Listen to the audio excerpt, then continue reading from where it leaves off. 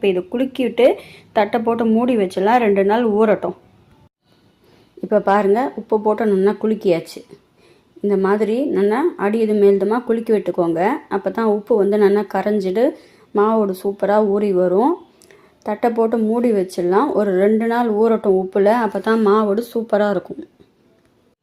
இப்போ பாருங்கள், மாவோடு நல்லா சூப்பராக 2 நாளாக ஊறி உப்பில் நல்லா சுருக்கம் கொடுத்து வந்திருக்கு.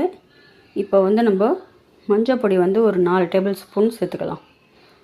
இது வீட்லேயே அரைச்ச மஞ்சத்தூள், சூப்பராக இருக்கும் வாசனையாக.